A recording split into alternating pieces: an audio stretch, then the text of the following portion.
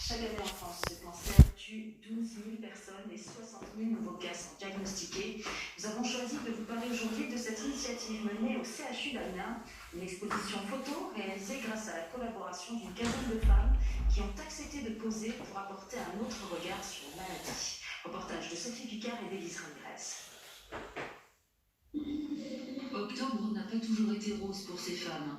Le cancer du sein a bousculé leur vie sans qu'elles s'y attendent. Toutes allaient très bien.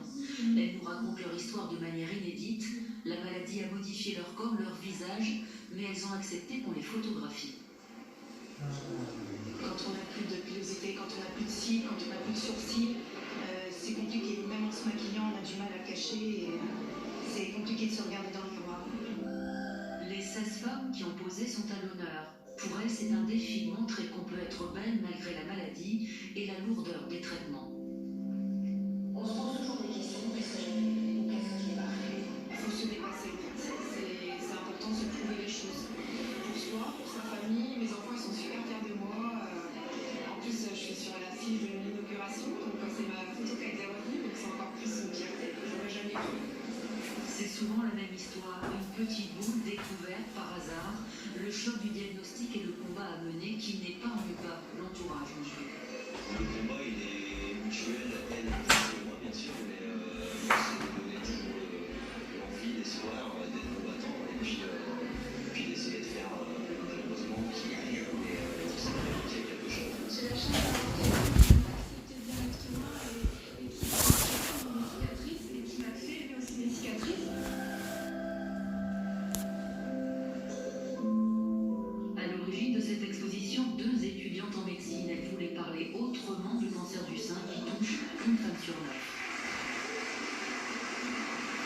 C'était vraiment de se dire, mince, cette femme-là, elle est comme moi, elle me ressemble, et mince, en fait, elle non plus, elle n'était pas prédestinée à avoir un cancer, donc peut-être qu'il faudrait que moi j'aille aussi me faire dépister, et ça peut peut-être me sauver la vie, c'est vraiment le message qu'on veut faire passer.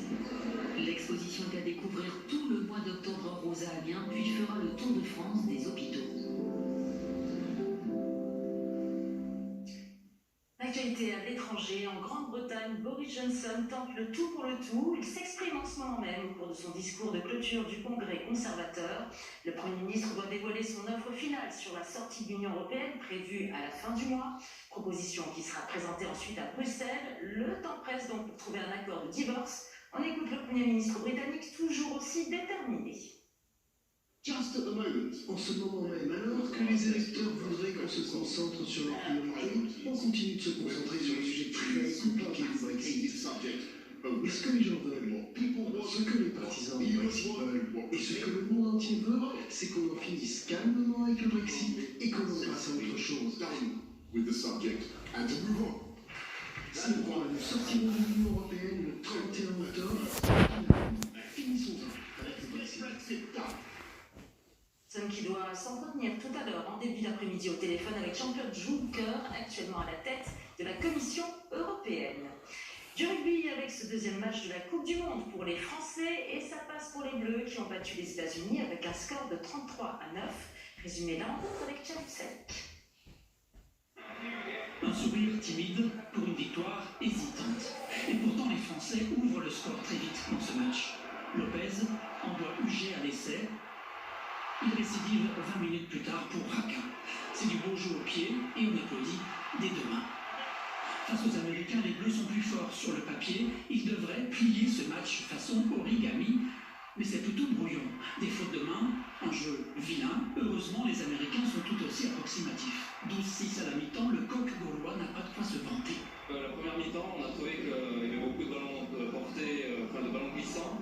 Et après, la deuxième mi-temps, ça a été mieux. On a senti que physiquement, avec